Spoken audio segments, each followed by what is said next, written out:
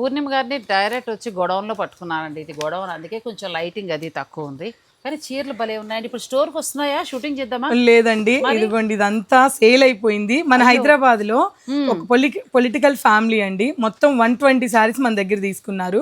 Bill ఇంకా ready అవుతుంది, మీకు చూపిస్తాను. అది ఇప్పుడు ఇది కొరియర్ చేసేస్తున్నారు. అంతేనండి, వాళ్ళకి మేము ఊబర్ బుక్ చేసి పంపించేస్తున్నాం. కాదంబరి సిల్క్స్ లో వింటేజ్ కలెక్షన్ నువ్వా నేనా అన్నట్టు వచ్చేసాయండి.